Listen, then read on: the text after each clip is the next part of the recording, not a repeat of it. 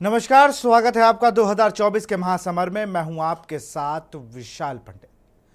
आज हम बात करेंगे उस रीजन की जहां से प्रदेश के मुख्यमंत्री और देश के प्रधानमंत्री आते हैं, यानी कि पूर्वांचल की। 2 चरणों का चुनाव बचा है और पूर्वांचल की 27 सीटों पर संग्राम है। यह पिछली बार का वो चरण नहीं जो आप देख रहे थे। 2019 में यहां से 20 सीटें भारतीय जनता पार्टी के अलायंस एनडीए ने जीती थी और 7 सीटें उस 2019 के वक्त के अलायंस सपा बसपा गठबंधन ने जीती थीं।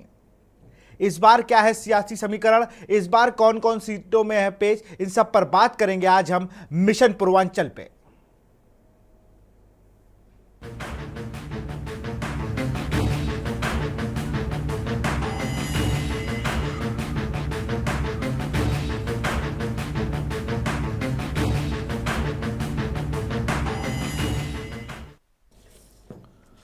पूर्वांचल की 27 लोकसभा सीटें अहम हैं। इसके लिए इंडिया और एनडीए ने ताकत झोंक दी है। खास बात यह है कि इस क्षेत्र में एनडीए गठबंधन में शामिल सुभाषपा निषाद पार्टी और अपना दल की प्रतिष्ठा दांव पर है, तो प्रधानमंत्री नरेंद्र मोदी के संसदीय क्षेत्र में भी चुनाव है। दूसरी तरफ इंडिया गठबंधन में शामिल टीएमसी को 1 और कांग्रेस को 5 सीटें मिली हैं। इन सीटों को पर कांग्रेस और सपा ने फ्रंटल संगठनों के पदाधिकारियों को उतार दिया है। पूर्वांचल की 27 लोकसभा सीटों पर एक एक वोट का हिसाब रखा जा रहा है। पश्चिम, मध्य और बुंदेलखंड में चुनाव होने के बाद यहां के ज्यादातर नेताओं को इन्हीं 27 सीटों पर उतार दिया गया है। भाजपा ने वाराणसी में महिला सम्मेलन के जरिए नए प्रयोग किए हैं, तो आसपास की सीटों पर प्रचार का नया मॉडल अपनाया है। पार्टी की ओर से पूर्वांचल की सीटों पर जल जीवन मिशन, मकान और शौचालय हित अन्य योजनाओं को लाभ पाने वाले लाभार्थियों की ब्लॉकवार सूची निकाली गई है। इस सूची के जरिए मतदाताओं तक पहुंचकर उन्हें समझने का प्रयास किया जा रहा है।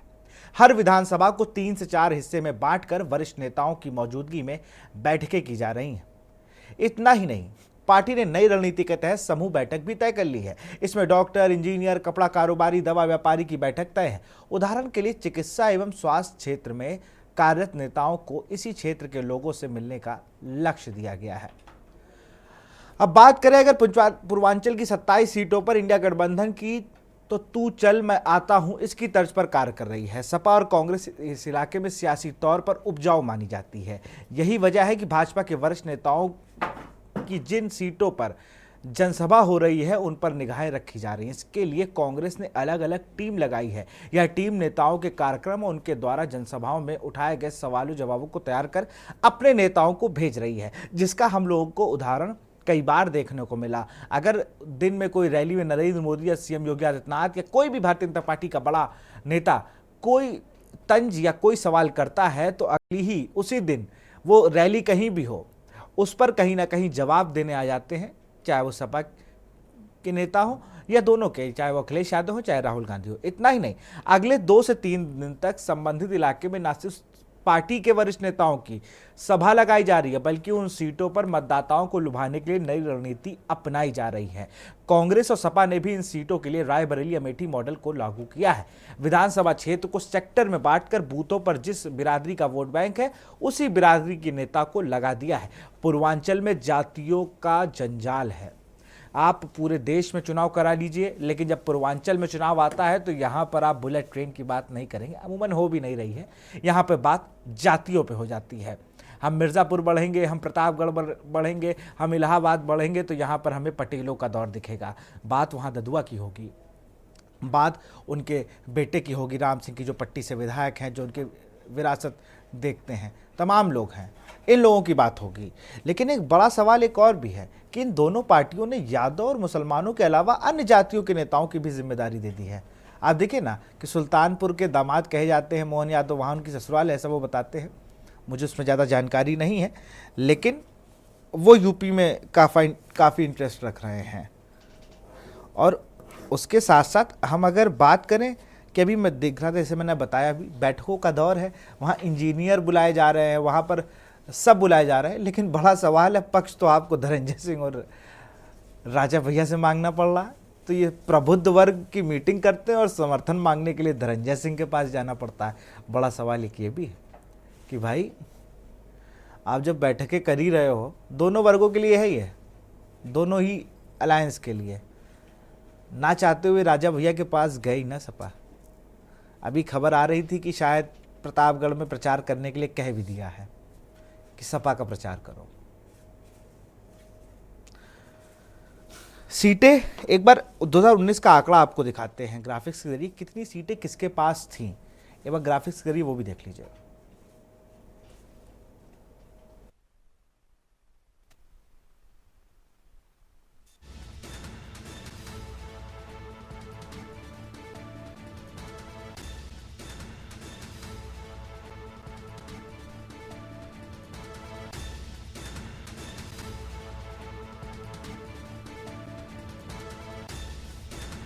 जी, 2019 में 27 सीटों का ये हाल है कि एनडीए को 20 सीटें मिली थी, सपा को और बसपा गठबंधन हुआ करता था तो उनको 7 सीटें मिली हुई थी।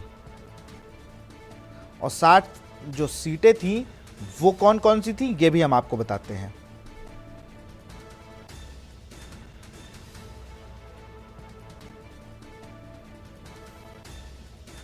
उन 7 सीटों में अगर बात करें तो गाजीपुर थी, घोसी थी, अंबेडकर नगर, श्रावस्ती, लालगंज, जौनपुर, ये सब सीटें बसपा ने जीती थी। और आजमगढ़ की सीट पर सपा सुप्रीमो अखिलेश यादव थे, ये सीट उन्होंने जीती थी। अब सियासी गुणाभाग आपको बताते हैं। अब सियासी गुणाभाग ये है कि भाई ये 7 सीटें और 20 सीटों का रेशियो 2019 ही तक था और उसके बाद ये 6 सीटें हो गई थी। आजमगढ़ से निरहुआ जीत गए थे उपचुनाव में। जब विधानसभा का चुनाव आया, करहल से अखिलेश यादव सपा सुप्रीमो विधायक होते हैं तो उन्होंने आजमगढ़ की सीट छोड़ी।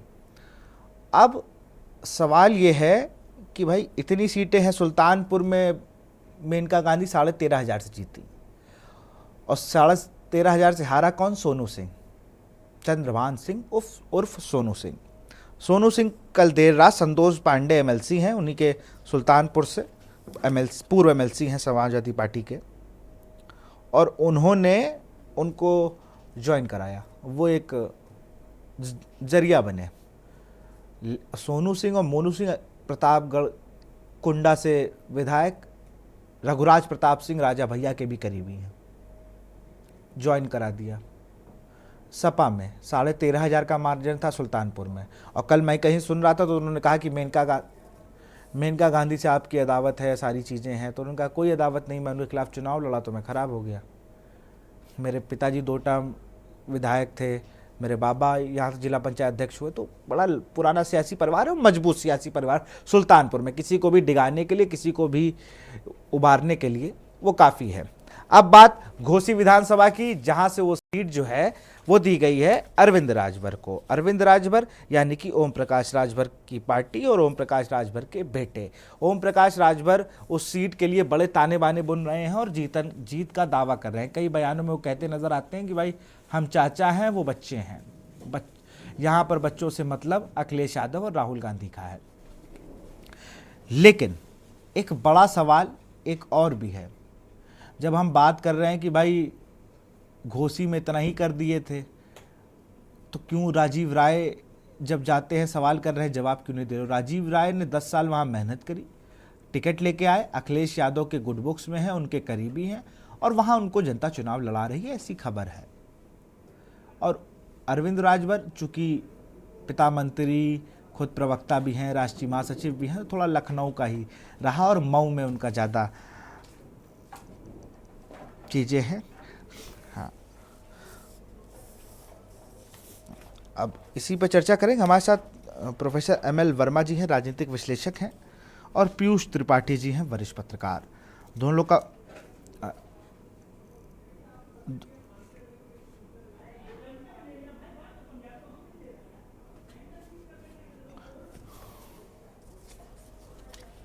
लोग का रुख करेंगे, लेकिन उससे पहले एक चीज आपको और बता दें कि जिस सीटों पर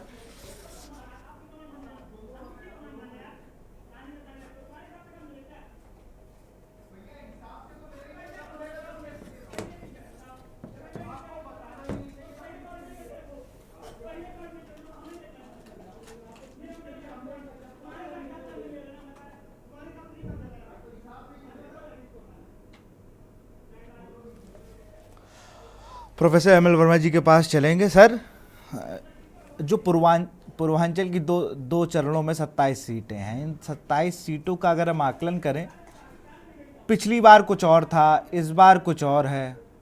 सियासी गुणागणित जो है, क्योंकि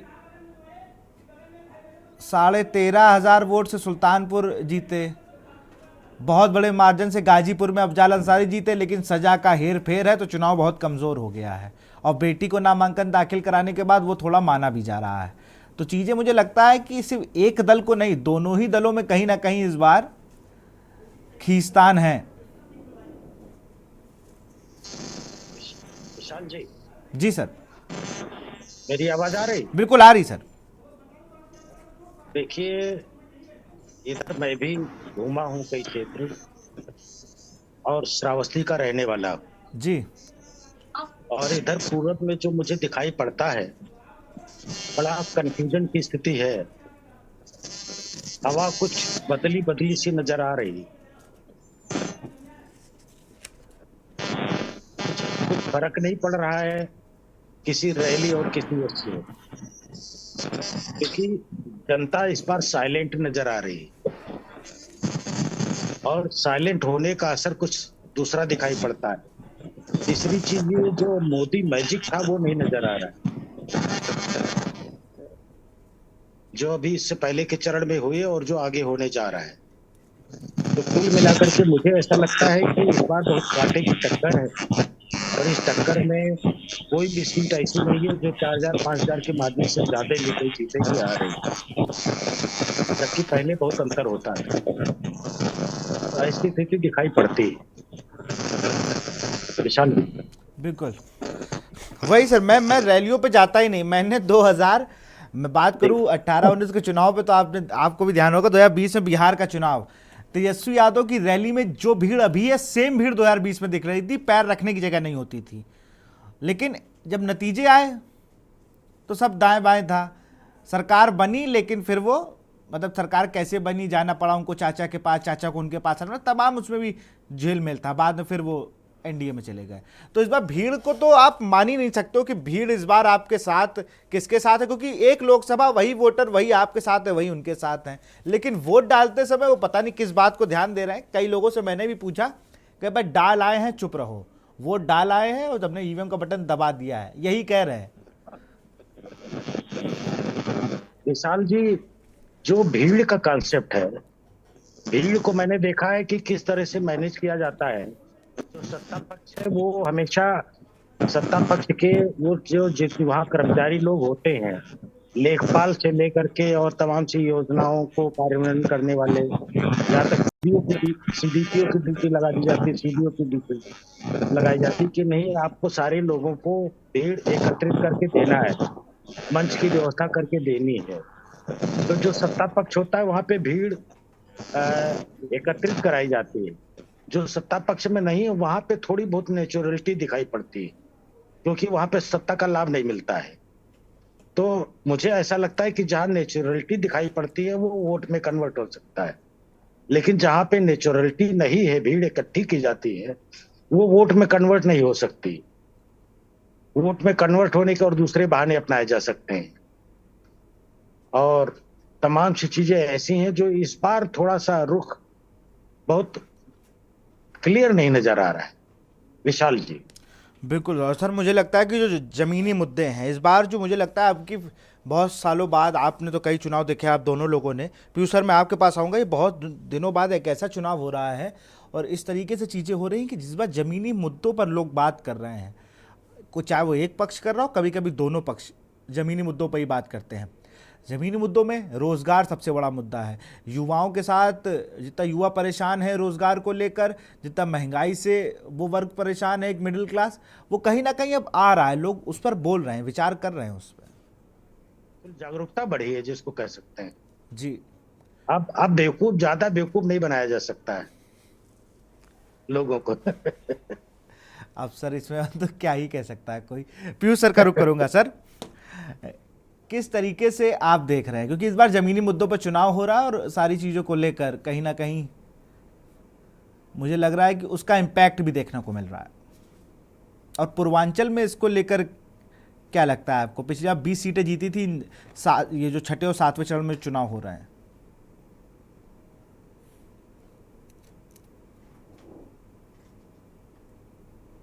पीयूष सर।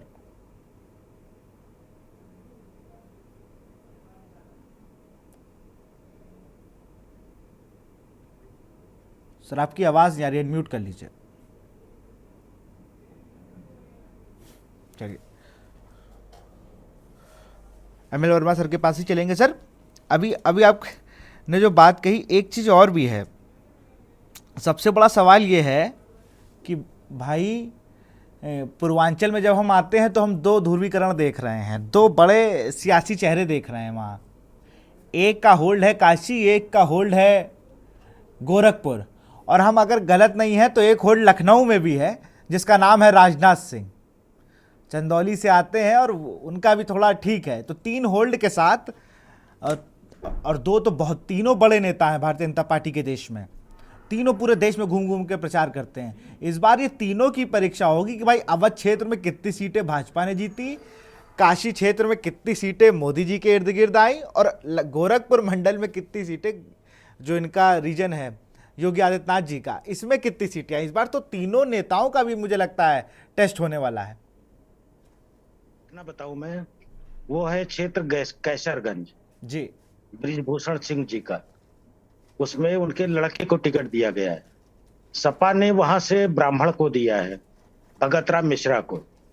और वहां ये कहावत है कि ब्राह्मण वैसे तो भाजपा के साथ है, लेकिन वहां पर भगत राम मिश्रा के साथ है, तो ब्राह्मण ब्रिजभूषण सिंह के लड़के को नहीं दे रहा है।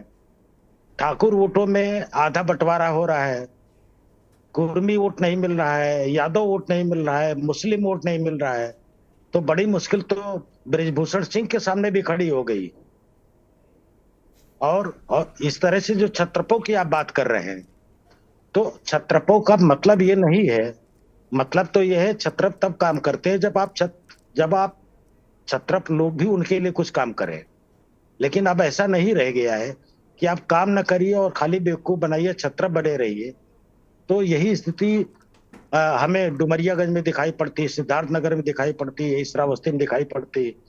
श्रावस्ती में तो भी तो कुछ उल्टा है, वहां से साकेत मिश्रा जी चुनाव लड़ रहे हैं जी। और वहां मैक्सिमम पॉपुलेशन कुर्मियों की है जी। फिर इसके बाद यादव आते हैं, फिर मुस्लिम आते हैं, मुस्लिम नंबर 2 पे है।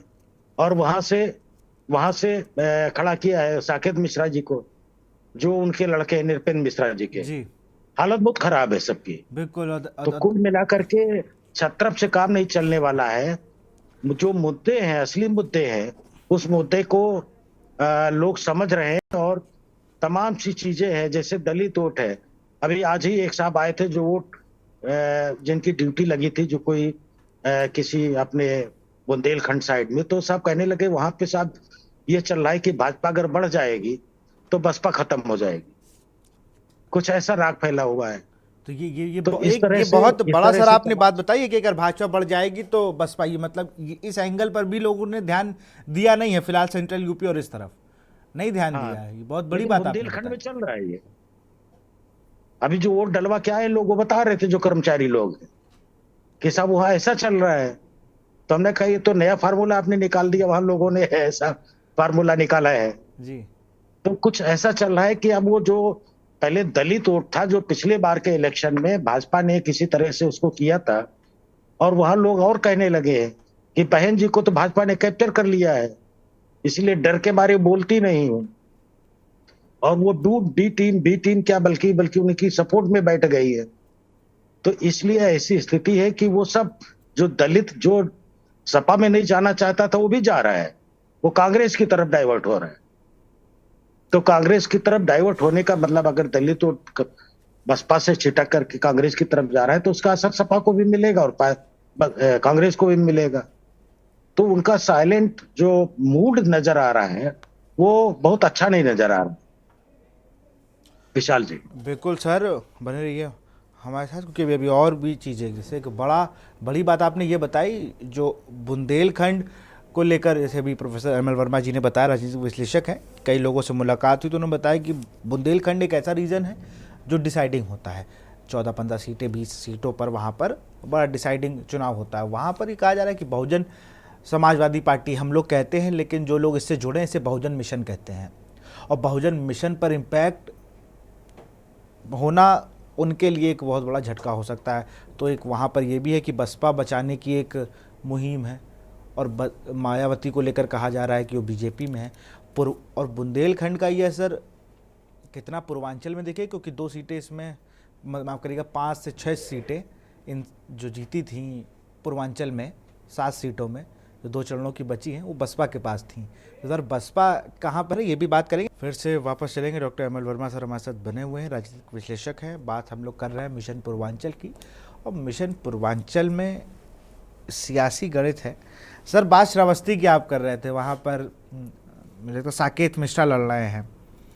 दद्दन मिश्रा वहाँ से सांसद हुआ करते थे, वर्तमान में जिला पंचायत अध्यक्ष हैं, मुझे ऐसा लगता है। और जब चुनाव पे बात किसी ने कराई और किसी माध्यम से हुई, तो मुझे मैंने पूछा कि कहाँ पर हैं आप, तो वो अमेठी में चुनाव लड़ा रहे थे। बड़े क्षेत्र वो नहीं रहे। तो ये एक बड़ा चीज़ें दिखा रही है ये सब चीज़ें कि भाई नेता अलग क्यों। अब मैंने धनंजय सिंह की हम बात करें, वो जौनपुर में उन्होंने कहा कि हम समर्थन देते हैं भारतीय जनता पार्टी को, प्रचार बस्ती में कर रहे हैं। आप ले आइए, जब आप ब्रिजेंद्र सिंह को ले आए, किसी को भी ले आइए, विनीत सिंह को ले आइए, वो अपना ही जगह छोड़ के, हाँ उनका पूरे यूपी में, मैं कहता हूँ तो पूरे भारत में बोलबाला हो सकता है कई सीटों पर, लेकिन कोर जगह जब आप अपने घर को मजबूत कर दे तब बाहर से निकले। जौनपुर में श्याम सिंह यादव बहुत अच्छा चुनाव लड़ रहे हैं, वहाँ पर बाबू सिंह कुशवाहा बहुत अच्छा चुनाव लड़ रहे हैं, वहाँ इतना आसान नहीं होने वाला है भाजपा के लिए। लेकिन जब धनंजय सिंह को आपने सब कुछ किया, वो बस्ती में कल मैं देखा वो चुनाव लड़ा रहे हो, कह रहे भारतीय जनता पार्टी को वोट दीजिए आप। देखिए ऐसा है कि कुछ चीजें दिखाने वाली होती हैं, हाथी के दांत दिखाने वाले, और जो असली है वो तो नहीं है। कुल मिलाकर के रिजल्ट ये है कि जो इन विभिन्न क्षेत्रों में तमाम से जो दिखाई पड़ती है, विरोधाभास दिखाई पड़ते हैं, उस विरोधाभास का कारण पार्टी। दद्दन मिश्रा लोकल के हैं, श्रावस्ती के थे और जिला पंचायत अध्यक्ष रहे, उससे पहले वो सांसद थे। है सांसद होने के नाते वो पूरे क्षेत्र में, चाहे शादी हो, चाहे विवाह हो, चाहे जन्म हो, चाहे मरण हो, सब में वो जाते रहे, और उम्मीद थी उनको टिकट मिलेगा। टिकट को मिल गया। इससे पहले उम्मीद हमसे कई लोगों ने पूछा, मैं उधर का रहने वाला हूँ, वहीं का रहने वाला हूँ। 2 लोगों को एमएलसी बनाया गया था, एक साकेत मिश्रा को, एक पदम सिंह चौधरी को। पदम सिंह चौधरी को इससे पहले भिनगा से विधानसभा का टिकट दिया गया था, वहां से हार गए। फिर ये मान लिया गया कि पदम सिंह चौधरी कुर्मियों के नेता हैं, उनको एमएलसी बना दिया गया। लोगों ने पूछा साहब टिकट किसको मिलेगा, तो हमने कहा या तो पदम सिंह को मिलेगा या साकेत मिश्रा को मिलेगा। साकेत मिश्रा का कद थोड़ा बड़ा था, नृपेंद्र मिश्रा के लड़के थे, टिकट तो दे दिया गया। अभी परसों मेरे पास प्रांत प्रचारक जी का फोन आया था, क्षेत्र प्रचारक का फोन आया था कि भाई वर्मा जी थोड़ी मदद करा दीजिए। फिर वहां के विभाग प्रचारक का फोन है। तो हमने कहा लोग मुझसे श्रावस्ती में पूछ रहे हैं कि कुर्मी भाई भाजपा में कहाँ पर है, किस स्टेज पर है, आप बता दीजिए तो हम लोग खड़े हो जाएं। दूसरा, सपा ने कुर्मी कैंडिडेट दिया है जी, और और वहां से स्थिति ये है कि मैक्सिमम पॉपुलेशन कुर्मियों की नंबर 1 पे है, नंबर 2 पे मुस्लिम की है, नंबर 3 पर बाकी सब मिलाकर के होते हैं, एससी की है। तो कुल मिलाकर के अब देखिए कि जिला अध्यक्ष ब्राह्मण, जिला पंचायत अध्यक्ष ब्राह्मण, कैंडिडेट ब्राह्मण, एक सीट जो बची थी वो विधायक ब्राह्मण, सारे ब्राह्मण हैं। कुर्मियों को आप कोई स्थान नहीं दिए, और कुर्मी कैंडिडेट लड़ रहा है। हम कैसे कह सकते हैं कि साहब आप उनको वोट दीजिए और बाकी गारंटी हम लेते हैं। जहां पर मोदी की गारंटी, जहां पे मोदी की गारंटी हर जगह चल रही हो, वहां पे बाकी छत्रपों की गारंटी की क्या जरूरत है। अच्छा, और तो को गारंटी दी तो गई भाई, आपको एक ब्राह्मण को पार लगाना था, उन्होंने दे दिया। अब गैसड़ी से भी उन्होंने सैलू सिंह को ही दे दिया, फिर से किसी और को भी दे सकते थे। और सैलू सिंह हारे हुए कैंडिडेट हैं, बिल्कुल, और एसपी यादव ने हराया उनको। वहां से जो यादव जी जिनकी डेथ हुई है, एसपी यादव। एसपी यादव साहब के लड़के को टिकट दिया है सपा ने, वो जीत जाएंगे, उनकी स्थिति बहुत अच्छी है। और और वो एक विधानसभा, वो विधानसभा श्रावस्ती में आती, जी बिल्कुल। वो विधानसभा श्रावस्ती में आती है। तो कुल मिलाकर के साकेत मिश्रा की पोजीशन बहुत अच्छी नहीं है, ब्रिजभूषण सिंह शरण के लड़के की पोजीशन अच्छी नहीं है, गोंडा की पोजीशन अच्छी नहीं है। गोंडा से लालजी, वो जो अपने बेनी प्रसाद वर्मा जी थे, उनकी पोती लड़ रही है चुनाव, श्रेया राकेश श्रेया वर्मा की वर्मा। लड़की। हाँ। जी, वो राकेश वर्मा की लड़की है और बेनी प्रसाद वर्मा की पोती है। और वहां से वही पुराने राजा साहब लड़ रहे हैं, उनको रिपीट किया है। वहां की भी पोजीशन अच्छी नहीं नजर आ रही है। तो मरियागंज चले, उधर चले जाइए सिद्धार्थ नगर, जगदम्बिका पाल को टिकट दिया, लेकिन उनका एंटी इनकम्बेंसी इतना है, जबकि वो 65 से ज्यादा हो चुके हैं। बिल्कुल। एंटी इनकम्बेंसी के कारण उधर माता प्रसाद वगैरह सब लोग जितने ब्राह्मण है, तो वहां पे ब्राह्मणों का वोट भी भाजपा को नहीं मिल पा रहा है। हाँ वो पूरा, तो क्योंकि वो कुल, हरिशंकर तिवारी का पूरे वो माता प्रसाद पे हो गए, और तमाम हाँ, नेता जो समाजवादी पार्टी के, वो सब एक साथ कुशल लगकर कुशल तिवारी के साथ कुशल लग गए। तिवारी हो गए। हाँ, तो कुल मिलाकर के पूर्वांचल बहुत अच्छा नहीं है। अब ये देखना है सर, एक पिक्चर आई थी मिर्जापुर की, पूर्वांचल की गद्दी पर राज करने के लिए दो लोग निकल चुके हैं। अब इस गद्दी पर राज कौन करेगा, ये बड़ा सवाल है। पीयूष जी हमारे साथ फिर से जुड़ चुके हैं। सर आवाज आ रही है आपको?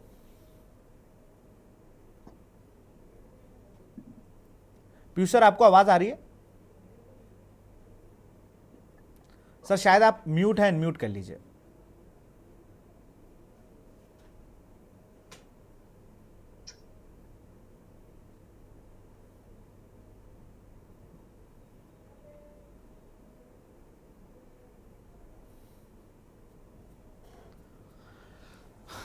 तो इस बार पूर्वांचल की जो लड़ाई है वो कहीं ना कहीं, अब आपको थोड़ा सा बता देता हूं कि किस तरीके से इंडिया अलायंस जो है ना वो काम कर रहा है पूर्वांचल में। ब्राह्मण बाहुल इलाकों में जिम्मेदारी कांग्रेस के प्रदेश प्रभारी अविनाश पांडे ने संभाल ली है। वो दिन में सपा कांग्रेस के नेताओं के बीच समन्वय बैठक कर रहे हैं कि बहुत बड़ा काम है, 2017 के चुनाव में ये नहीं हो पाया था।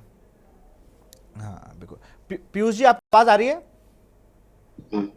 हाँ आ रही, मेरी आवाज आ रही है आप? हाँ अब आ रही सर, आ रही है आपके पास। आई, आ रही। जी जी सर आ रही भाई है। भाई मैं करीब 15 या 20 मिनट से जी मैं बिल्कुल अनभिज्ञ हूँ कि वहां पर क्या बातचीत हुई है। जी जी जी वर्मा जी बहुत अच्छा बता रहे हैं, अब आप बताइए। बिल्कुल सर, मैं बताया तो पूर्वांचल की 27 सीटें बची हैं 2 चरणों में, छठे और सातवें चरण में। पिछली बार इन 27 सीटों में जी 7 सीटें बसपा सपा गठबंधन को गई थी। इस हाँ बार जी, गठबंधन है नहीं, और इस बार पूर्वांचल में वो हाँ 2019 की स्थिति भी नहीं है। हाँ बिल्कुल, हाँ तो सर इस बार क्या लग रहा है बिल्कुल कि, नहीं है। देखिए इसमें एक प्रमुख बात तो ये है कि इसमें इनके जो 3 सहयोगी हैं, बड़ी बड़ी बातें करने वाले, सुभाषपा के अध्यक्ष और अपना दल यस निषाद पार्टी, इन सीटों पर इनका भी इम्तिहान है। ये कितना प्रदर्शन कैसा करते हैं और किस तरह जातीय समीकरण साधते हैं। मैं वर्मा जी की बातों से जितनी सुनी है, भी नहीं सुन पाया लास्ट में, मैं उससे सहमत हूं। कैंडिडेट को लेकर के भी समस्याएं हैं, और भाजपा के लिए इन अपनी हारी हुई सीटों को बनाए रखना या पुनः वापस ले लेना बहुत बड़ी चुनौती है। बात भीड़ की हो रही थी, तो भीड़ पर तो जाना ठीक नहीं है। आज भी अखिलेश की सभा में पुलिस को लाठी चलानी पड़ी, फिर वही उपद्रव हुआ। अब को लेकर कुछ नहीं कह सकते आप। बिल्कुल, मैं तो वही देख रहा था आज जौनपुर में सीएम योगी आदित्यनाथ जी ने ये कहा भी कि भाई वहाँ पर अब मतलब भीड़ आ रही है, भीड़ आपकी संभल नहीं पा रही है, तो वो भी चुनावी मुद्दा है। लेकिन मूल मुद्दा चुनाव का नहीं हो पा रहा है कि भाई पेपर लीक हुआ, इस पर क्या बयान दे। ये कभी कभी कष्ट होता है। कई लोग पूछते हैं कि बैठे हो वहाँ पर सिर्फ एसी की हवा खा रहे हो कि हमारी बात भी करते हो, तो उनको बताने के लिए कुछ होता नहीं हमारे पास कि भैया हम आपके पेपर लीक पर कभी बात कर पाएंगे। कोई जवाब नहीं है। 6 महीने में पेपर होना है, और 6 महीने कब होंगे ये किसी को नहीं पता है। मैं क्षमा चाहता हूँ। आज अभी प्रधानमंत्री जी का एक बयान मैंने देखा है थोड़ी देर पहले। उन्होंने ये कहा है अखिलेश यादव की सभा में जो भीड़ जा रही है वो पैसे देकर ले जाई जा रही है। ये माननीय प्रधानमंत्री जी का बयान है, 4 लाइन। और उनको जब पैसे नहीं मिलते हैं तो वो स्टेज की तरफ भागते हैं। अभी अभी अधिकृत एजेंसी में उनकी खबर है। यानी ये जो 3 सभाओं में भगदड़ हुई तथा कथित जो भी है, ये तो मौके पे आपके रिपोर्टर होंगे, वो बता पाएंगे। बिल्कुल। लेकिन निश्चित तौर पर ये चुनाव अब सहयोगियों की हैसियत बताने का भी चुनाव है। जी विशाल जी, बिल्कुल। आगे या तो पूछिए या बिल्कुल मैं सर रोकिए। नहीं सर, आप बोल रहे थे इसलिए मैंने नहीं बोला। सहयोगियों को बचाना है क्योंकि तीनों बड़ी बड़ी बातें कर रहे हैं। तीनों कह रहे हैं कि एक तो कह रहे हैं कि दोनों बच्चे हैं और मैं इनका चच्चा हूं और मैं एसी में नहीं नॉन एसी आदमी हूं। एक कह रही है कि भाई यहाँ कोई राजा रानी नहीं है, यहाँ सब जो ईवीएम से निकला वो राजा रानी है। और एक भाई साहब तो सिर्फ वो उनको एक ही विधानसभा लोकसभा दिख रही है, वो है संत कबीर नगर। इसके अलावा वो जहाँ जाते हैं कहीं वो सोनिया गांधी की तारीफ करने लगते हैं और कहीं वो जाएंगे तो शांत हो जाएंगे, कहेंगे जल्दी बोलो अगली सभा करनी है। तो जो तीनों दलों का हाल ये है। इस बात को भाजपा समझ गई है विशाल जी जी कि इन तीनों सहयोगियों से मुझे कुछ भी, इनको सीधा सीधा इसमें कौन सी बड़ी गणित है, कौन सा सिद्धांत है, कौन सा भाजपा का आचार संहिता है। ये तो तीनों जातीय दल हैं। सोनेलाल पटेल जो इस अपना दल के संस्थापक थे, मेरी कई बार उनका सीधा कि हम तो इन जातियों को लेकर के चलेंगे। जी उनका बयान तो ये भी था, थोड़ा पीछे जाए, उन्होंने कहा मैं सवर्णों को अपनी पार्टी में लेता ही नहीं हूं। जी ये अधिकृत इंटरव्यू था, मैं उसमें शुक्रवार मैगजीन में था तो बाकायदे छपा हुआ था। जी तो ये तीनों के तीनों जातीय दल हैं। वर्मा जी ने अभी विश्लेषण किया कुर्मियों का, बिल्कुल सेम पोजीशन यही इनकी है पहले 6ठे चरण की।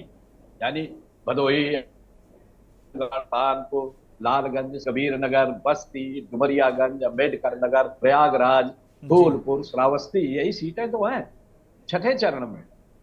आज प्रधानमंत्री मीटिंगें कर रहे हैं, बोल रहे हैं, साथ में योगी आदित्यनाथ अलग चल रहे हैं। तो बस हो गया कि ये एनडीए के तीनों जातिवादी दल अपनी जाति को नहीं समेट पा रहे हैं। अब वर्मा जी से जरा सा पूछेगा कि इनकी क्या पोजीशन है, तीनों महारथियों की, संजय निषाद और सुप्रिया पटेल, सुन रहे हैं वो आपको, और श्रीमान जी राजभर जी। जी बयान बहादुर राजभर कहा जाए तो गलत नहीं होगा। बयान तो इतने बड़े होते हैं कि अगर उनको यूएन का अध्यक्ष बना दिया जाए तो ना जाने क्या क्या कर जाए। जी ये तो यहाँ पर पर्यायवाची बन गए, ये पर्यायवाची बन गए। मैंने सुना कोई आदमी आज इस दल में है, कल उस दल में है, कभी इसकी बात करने लगता है, कभी उसके पीठ पीछे कहते हैं कि ये आए राजभर जी, कुछ भी टिप्पणी। ऐसे आदमी को अब उनके क्षेत्र में पहुंचा है चुनाव, तो भाजपा इस बात को समझ गई है कि इनके बूते का कुछ नहीं है। इसीलिए धड़ाधड़ प्रधानमंत्री, भाजपा प्रदेश अध्यक्ष योगी आदित्यनाथ पूरा का पूरा पश्चिम से बुला करके भीड़ वहां पर इकट्ठा की जा रही है 6ठे चरण की। चूंकि 6ठा चरण 25 को ही है जी, 20 को ये लोग निपटे हैं एक चुनाव से जी, कुल 4 दिन का मौका है इनके पास। कल से बंद हो जाएगा और आज ही का दिन, अब तो 7वें चरण में फिर मुझे लगता है एक दिन ही बचा, कल आज ही है यहाँ शायद। हाँ, आज ही है, अब तो योगी 20 मिनट बचा बस। योगी आदित्यनाथ जी का गोरखपुर, प्रधानमंत्री जी का वाराणसी 7वें में है। तो अब भाजपा की स्थिति आप समझ सकते हैं। और बताइए बिल्कुल आगे बढ़ाया जाए। हाँ बिल्कुल, एमएल वर्मा सर का रुख करूंगा। सर अगर बात करें श्रावस्ती की हम या और अन्य पूर्व पूर्वांचल में, जैसे इन्होंने पीयूष सर बता रहे थे कि भाई इन तीनों दलों को भी अपनी पहचान बचाने का है भाई, कि भाई आप कर क्या रहे हो। आपने एक 2 को तो मंत्री दे दिया यूपी में, एक को बना दिया केंद्र में, एमएलसी दे ही दिए हैं कोटे से, और सब 2-2 विभाग पा के अपना मजे से लाल बत्ती दौड़ा रहे हैं इधर से उधर। देखिए विशाल जी, होता क्या है कि जिन लोगों ने ये अपनी अपनी पार्टी बना रखी है और जिस तरह से कुल मिलाकर के ग्राउंड रियलिटी तो ये है कि ये ना अपने समुदाय के हितैषी हैं, ना किसी पार्टी के हितैषी हैं। और आपने देखा होगा, आपका अनुभव बताता होगा कि जितना जाति आधार पर जिन लोगों ने अपनी अपनी पार्टी बनाई है, वो सौदा करते हैं। जहां उनका सौदा फिट हो जाता है वहां वो अपने को रहते हैं। लेकिन लेकिन राजनीति में बस अपने आप को सत्ता में जुड़े रहने के लिए जितने भी 3 आदमियों की बात कर रहे थे आप, अब आप पूछिए कि क्या उनका कोई एक भी वोट वो श्रावस्ती में दिला सकते हैं, वो डुमरियागंज में दिला सकते हैं, वो सिद्धार्थनगर में दिला सकते हैं, वो गोंडा में दिला सकते हैं? कहीं किसी का कोई प्रभाव नहीं। व्यक्तिगत प्रभाव के लिए, व्यक्तिगत राजनीति के लिए जाति का नाम लिया जाता है। इवन यहाँ तक कि अनुप्रिया पटेल की भी बात करते हैं।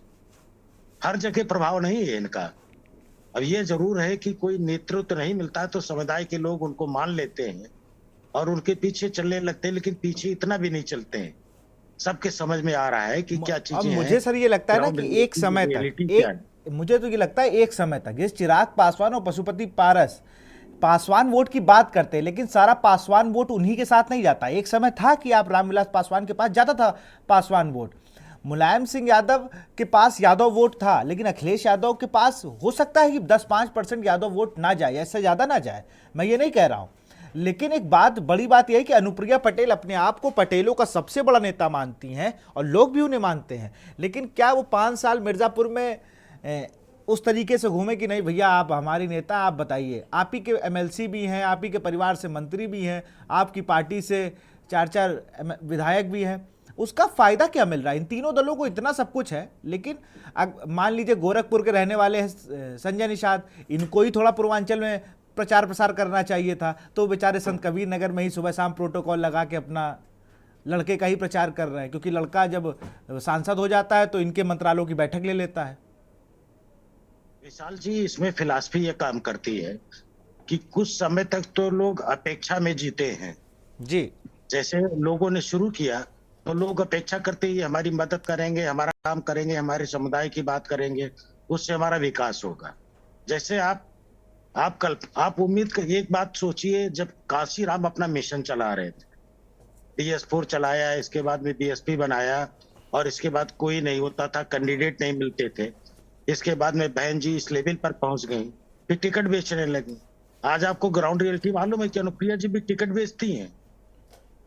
क्या आपको नहीं मालूम है कि अपने जो निषाद साहब है टिकट बेचते हैं? क्या आपको नहीं मालूम है वो अपने टिकट बेचते हैं?